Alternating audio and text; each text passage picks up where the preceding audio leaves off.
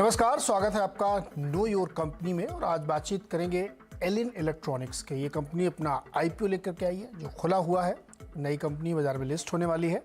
तो इसके डायरेक्टर हमारे साथ जुड़ेंगे संजीव सेठिया, इनसे बातचीत हम करेंगे। लेकिन सबसे पहले देखते हैं इस वक्त की सुर्खियां।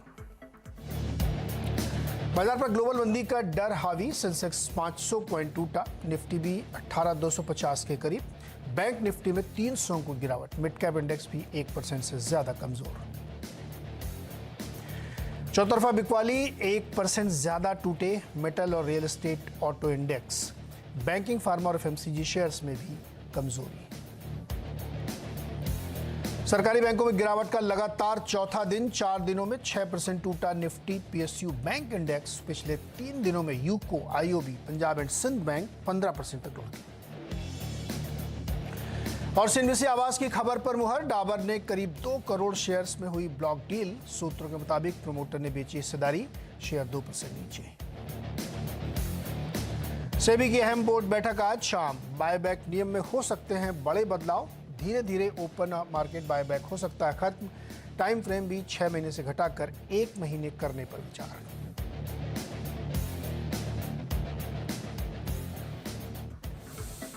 150 पॉइंट, थोड़ी सी रिकवरी आप कह सकते हैं निचले स्तरों से। जो लोज बनाया था 200 पॉइंट से ऊपर गया था, अब वो 150 पॉइंट है और बैंक निफ्टी 330 पॉइंट है। लेकिन थोड़ी सी रिकवरी कह सकते हैं, लेकिन अभी भी प्रेशर ऊपरी लेवल्स पे बना हुआ है और मार्केट ये दबाव के साथ काम कर रहा है।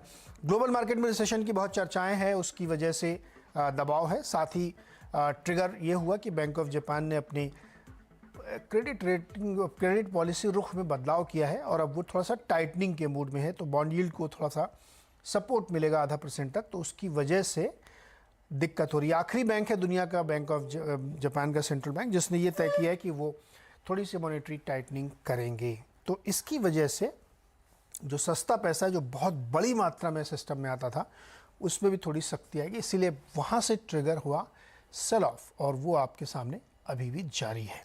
तो ये है बाजार की ताज़ा स्थिति। और इस ताज़ा स्थिति के मौके पर हमें क्या करना है, कैसे ट्रेड बनाना है निफ्टी या बैंक निफ्टी में या किसी स्टॉक में, ये बताने के लिए हमारे साथ हैं प्रकाशगावा.com के प्रकाश गावा। गावा सर नमस्कार। और थोड़ी सी रिकवरी दिख रही है, क्या ये कोई अपॉर्चुनिटी है या सिर्फ एक डेज मूवमेंट है ये? Good afternoon to you. Neeraj, ऐसा है कि हमने पिछले हफ्ते बात की थी, करीब 18,200 और 18,000 ये जोन ऑफ सपोर्ट है और आज का लो करीब वहीं पर है। तो जगह तो अच्छी है बाउंस करने के लिए, लेकिन लगता है आज का लो भी शायद संभल जाए। लेकिन लार्जर टर्म स्ट्रक्चर देखा जाए तो वो अभी भी है। अच्छा इंप्रूव कहाँ होगा स्ट्रक्चर, जब वो 18,400 पार करेगा और उसके बाद कहेंगे वर्स्ट इज ओवर, फिर बैक टू। लेकिन तब तक लगता है साइडवेज अपू नीचे चलता रहेगा, अपू मिलता रहेगा। लेकिन आज के लिए लगता है कि 18,200 जो आज का लो है, बिल्कुल समझ जाना चाहिए। ट्रेड बनता है यहाँ पर डिफिकल्ट है, 8,200 का स्टॉप लगाना पड़ेगा आज के लो का, फिर एक शायद एक ट्रेड बनता हो, लेकिन ज्यादा ऊपर नहीं मिलेगा। 18,350 ट्रेड 300 375 जोन तक जा सकता है, बस ज्यादा नहीं। निफ्टी बैंक वैसा ही हाल हुआ है, करीब 42,000 यहाँ पर स्ट्रॉन्ग सपोर्ट जो है 43,000, और लगता है कि आज का लो करीब 42,950। तो लगता है आज के लिए तो शायद थम गया। लेकिन जो रियल सपोर्ट मिलेगा बैंक निफ्टी में, करीब वो 43,400 जब पार कर लेगा, उसके ऊपर क्लोज मिल जाएगा, फिर कहेंगे ये वर्स्ट इज ओवर। सुबह साइडवेज है, एक्सपेंशन कॉन्ट्रैक्शन होते रहेंगे। आज वीकली एक्सपायरी भी है, तो मेरे ख्याल से इट्स ओके सो फार। गावा सर, एक आपकी मुझे प्रशंसा करनी है। हम लोगों ने जब पिछले थर्सडे को चर्चा की तो मैंने कहा था छोटे छोटे सरकारी बैंक बहुत दौड़ रहे हैं, तो क्या करना चाहिए। तो आपने कहा इसकी बजाय प्राइवेट की तरफ जाइए, इस पे सावधान रहिए। और अब देखिए वो बैंक 15% नीचे है जी। तो बहुत बहुत शुक्रिया सर हमारे दर्शकों को सही समय पर सही बात बताने के लिए। अभी क्या करना चाहिए उनमें? अब तक तो साइडवेज जोन है। Let's take bank of Baroda की बात करते हैं। तो बैंक ऑफ बड़ौदा की बात करें तो यहाँ पर थोड़ा स्ट्रेच हो चुका था बैंक ऑफ बड़ौदा, इसलिए थोड़ी दिक्कत आ रही थी। लेकिन फिर भी बाइंग मोड पर है, थोड़ा डिप की जरूरत है। 178 पॉसिबल है कि वहां तक आ जाए, अगर वहां मिलता है तो खरीद सकते हैं। फिलहाल एक डिप की जरूरत है। बैंक ऑफ इंडिया देखते हैं, बैंक ऑफ इंडिया की बात करें तो वहां पर भी थोड़ी डिप की जरूरत है। पॉसिबल कभी 82 80 जोन है, 75 बहुत ही स्ट्रॉन्ग सपोर्ट जोन। शॉर्ट तो नहीं करना चाहिए, प्रॉफिट बुकिंग आ सकती है, आहिस्ता आहिस्ता स्लगिशनेस पे लो लेवल पे आएगा, जहां पर एक फ्रेश बाइंग बनेगी। फिलहाल थोड़ा स्ट्रेच हो चुका था, एक्सटेंड हो चुका था, इसलिए वो प्रॉफिट बुकिंग आ रही है पीएसयू बैंक्स में। ओके, तो ये सावधानी जरूरी है जो गाबा जी ने आपको बहुत सही समय पे बताई थी जब ये स्टॉक्स रन कर रहे थे, यानी थर्सडे तक तो बड़ी तेजी थी इसमें। गाबा जी, मदद की आपने, बहुत शुक्रिया हमारे दर्शकों की तरफ से भी। अब बात करते हैं उस कंपनी की जिस पे हम केवाईसी करेंगे आज। कंपनी जो अपना आईपीओ लेके आई है उसका नाम है एलिन इलेक्ट्रॉनिक्स। कंपनी के प्रबंधन हमारे साथ हैं संजीव सेठिया जी। थोड़ा सा बेसिक जानकारी मैं आपको दे दूं इशू के बारे में। कंपनी का जो इशू है वो खुला हुआ है और ये 22 तारीख तक खुला रहेगा। 234 से 247 इशू प्राइस है। 175 करोड़ रुपए का फ्रेश इशू है और 300 करोड़ रुपए का ओएफएस है, यानी कुल 475 करोड़ का साइज है। एक लॉट में आप 60 शेयर के लिए अप्लाई कर सकते हैं। 5 रुपये इसकी फेस वैल्यू है। रिटेल के लिए 35% का इसमें रिजर्वेशन है, वो उनको मिलेगा। कंपनी क्या करती है, क्या बिजनेस मॉडल है, ये सीधे सेठिया जी से ही समझते हैं। सेठिया सर, क्या करती है आपकी कंपनी और इसमें किसी निवेशक को क्यों पैसे लगाने चाहिए? जी, बहुत बहुत शुक्रिया आपका। तो एलिन बेसिकली एक एंड टू एंड प्रोडक्ट बनाने वाली कंपनी है। हम 4 बिजनेस वर्टिकल में ऑपरेट करते हैं। इसमें सबसे पहले एलईडी लाइटिंग, दूसरा हमारा स्मॉल अप्लायंस बिजनेस है जिसमें हम iron, mixer grinders, toaster, bar blender, hair dryer, hair straightener, trimmers ये बनाते हैं। तीसरा जो हमारा बिजनेस वर्टिकल है वो है फ्रैक्शनल हॉर्स पावर मोटर का। हम हिंदुस्तान के सबसे बड़े fractional horse power motor company है। और चौथा वर्टिकल जो हमारा वो है ऑटोमोटिव कंपोनेंट्स का, जहाँ पे हम प्रिसिजन शीट मेटल और plastic components automotive companies tier 2 supplier हम उनको देते हैं। एलिन, पहले तो थोड़ा सा एलिन के नाम के मैं बता दूं। हमने जब अपना व्यवसाय शुरू किया था तो हम इलेक्ट्रॉनिक इंडस्ट्रीज ऑफ इंडिया के तरह के नाम से जाने जाते थे और वहीं से उसका शॉर्ट फॉर्म एलिन आया। ये लगभग 53 साल पुरानी कंपनी है, एक प्रूवन ट्रैक रिकॉर्ड है। हमारे पास मार्की कस्टमर्स हैं जो न कोई विश्व के कुछ लीडिंग कस्टमर्स हैं जैसे फिलिप्स और सिग्निफाई, और हमारे डोमेस्टिक कस्टमर्स भी ब्रांड लीडर्स हैं जैसे हैवेल्स हो गया, उषा है इत्यादि।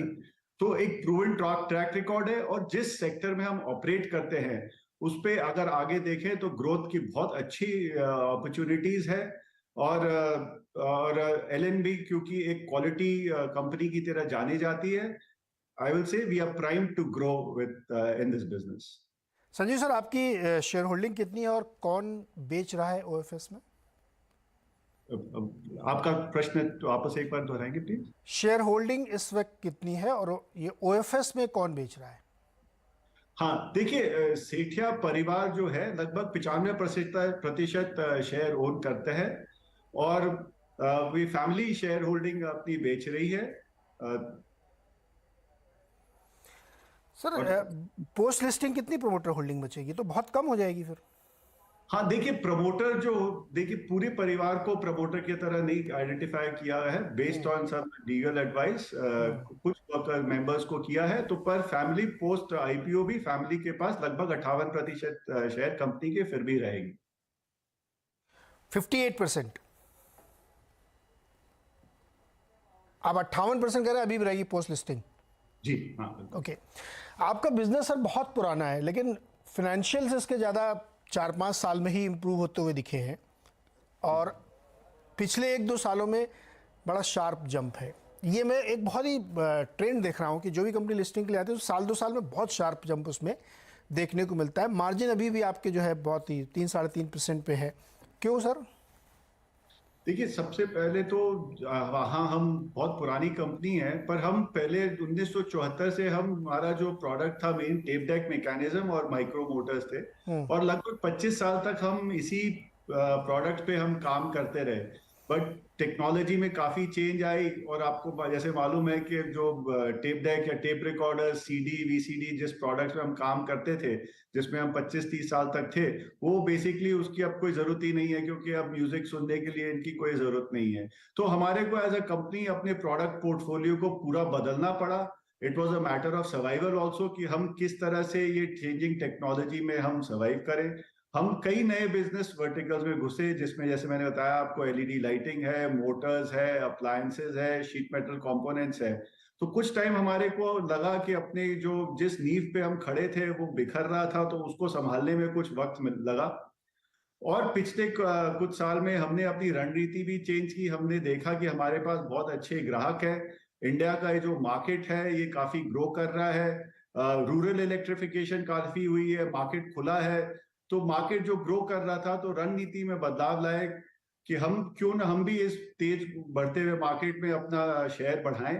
हमने इन्वेस्ट किया, हमने अपने ओडीएम कैपेबिलिटीज और कैपेसिटीज को बढ़ाया, और इसी कारण आप देख रहे हैं कि पिछले 2-3 साल में हमने अब काफी अच्छा ग्रोथ किया है। और आगे जाते हुए हमारी रणनीति है कि हम और भी नए नए बिजनेस वर्टिकल्स में घुसें और अपने मार्केट शेयर को निरंतर बढ़ाते रहें।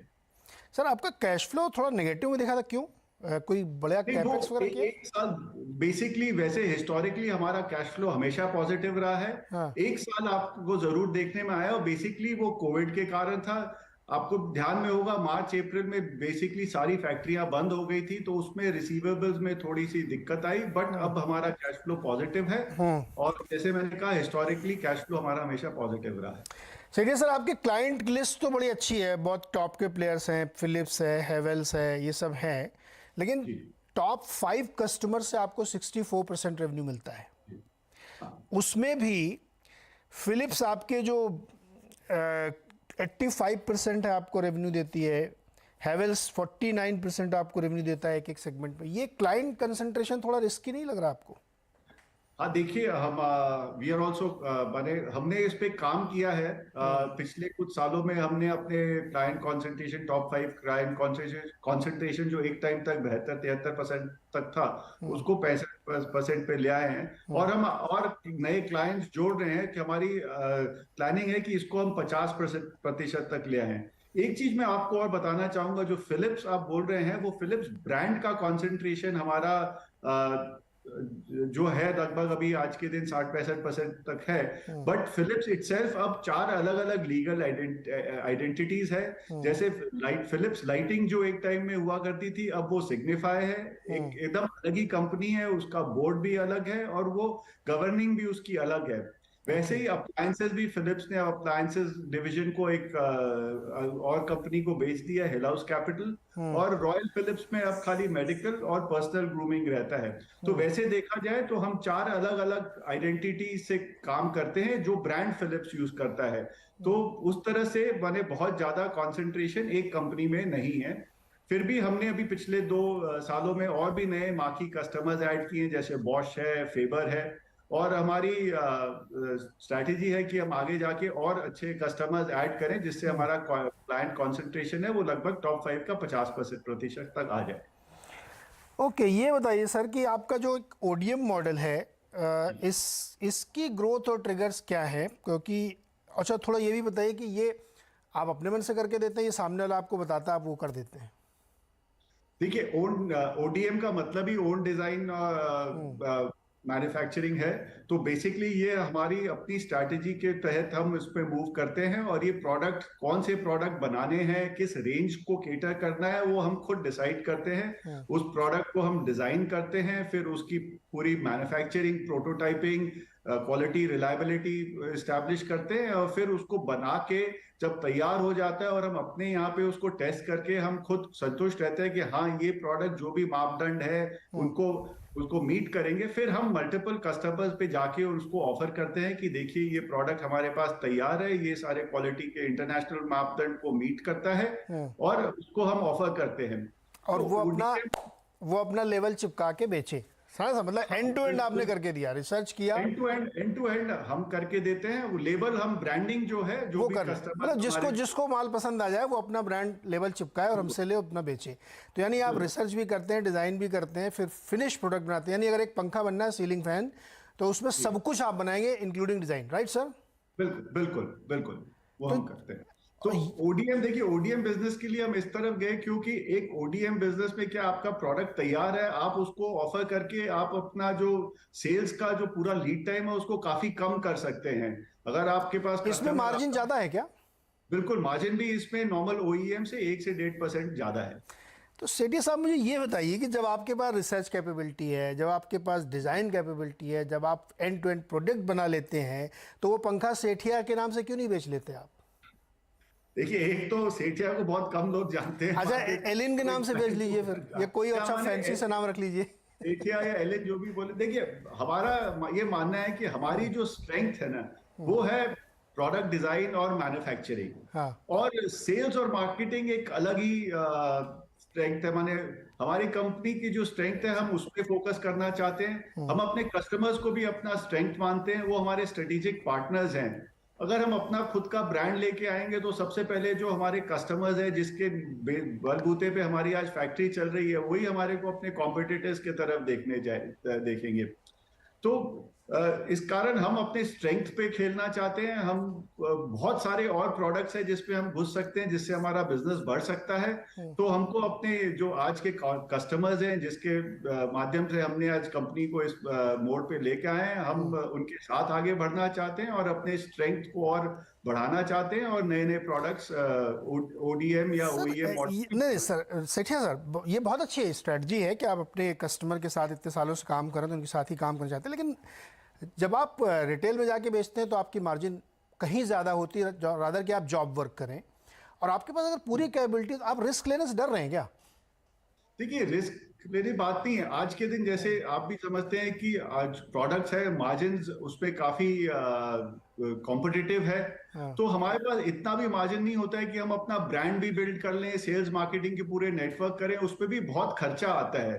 तो आपको अपने स्ट्रेंथ्स पे प्ले करना चाहिए, ऐसा हमारे कंपनी का मानना है कि हमें अपने स्ट्रेंथ्स को और बढ़ाना चाहिए और उस पे आगे बढ़ना चाहिए। और अपने आप को बहुत थिन भी स्प्रेड नहीं कर लेना चाहिए कि कल को अगर ब्रांड नहीं चलता है तो मालूम चला एग्जिस्टिंग कस्टमर से भी हाथ धो लिए और वहां पे भी सेफ प्ले, ठीक है। सेफ मैं नहीं कहूंगा, बट हाँ। मैं कहूंगा कि हाँ, जो अपने स्ट्रेंथ्स है, जिसपे हमको लगता है कि आप बढ़ सकते हैं, उस पे बढ़े। और ये खाली एक हमारी बात नहीं है, आप अगर ग्लोबली भी देखेंगे, जो इस तरह के हमारे जैसे मैन्युफैक्चरर है, चाहे एक फॉक्सकॉन भी हो गया, जो आज के दिन एप्पल का सबसे बड़ा मोबाइल मैन्युफैक्चरर है, वो भी आज के दिन कॉन्ट्रैक्ट मैन्युफैक्चरिंग कह लें या जॉब वर्क कर लें, उस पे ही अपने स्ट्रेंथ पे प्ले करता है, चाहे विस्ट्रॉन है, चाहे परफेक्ट सर, सेठिया सर, इसमें कोई इशू नहीं है। आप जो कर रहे हैं बहुत अच्छा काम कर रहे हैं और बहुत बढ़िया तरीके से आप कर रहे हैं। मैं ये अब लास्ट क्वेश्चन है मेरा, मैं समझना चाह रहा था कि अगर आप नहीं जाना चाहते प्राइवेट लेवल पे, अपने पे ही काम करेंगे इसी काम को, तो मुझे ये बताइए कि आप अगले 2, 4, 5, 8 सालों में किस तरह की ग्रोथ देखते हैं? क्योंकि अभी आपकी कंपनी इतने सालों से काम कर रही है, लेकिन साइज अभी भी बहुत छोटा है, तो वो एक्सपोनेंशियल ग्रोथ कैसे आएगी, आपको ये बताइए मुझे। श्योर। तो सबसे पहले तो कितने सालों से मैंने आपको एक्सप्लेन किया था कि क्योंकि 20-25 साल की मैंने जो हमारे काम था, वो तो पूरा वो प्रोडक्ट ही खत्म हो गया। तो अभी देखिए, हम आप उस साइज और स्केल पे पहुंच गए हैं जहां पे हम इन्वेस्ट कर सकते हैं फॉर फर्दर ग्रोथ। आईपीओ लाने का भी मेन कारण ही ये है कि हम और पैसा मार्केट से लेके और अपने ग्रोथ के लिए और नए प्रोडक्ट्स, नए बिजनेस वर्टिकल्स पे इन्वेस्ट करके उस पे हम ग्रो कर सके। पिछले साल हमने लगभग 27% की ग्रोथ की है और हमारा अगले 2-3 साल तक ये बिजनेस प्लान है कि हम कम से कम 25% मिनिमम उस पे हम ग्रो करें। उसके लिए हम एग्जिस्टिंग बिजनेस को भी बढ़ा रहे हैं और नए बिजनेसेस को भी अट्रैक्ट कर रहे हैं, कि हम इस ग्रोथ टारगेट को अचीव कर सकें। जी सेठिया सर, बहुत बहुत शुक्रिया और बहुत शुभकामनाएं आपको आपके इशू के लिए। और देखते हैं लिस्टिंग के दिन हम लोग फिर बात करेंगे। बहुत बहुत शुक्रिया सर। तो ये था एलिन इलेक्ट्रॉनिक्स के मैनेजमेंट से बातचीत, जिनका आईपीओ खुला हुआ है अभी। छोटा सा एक ब्रेक के बाद नजर डालते हैं मार्केट पे।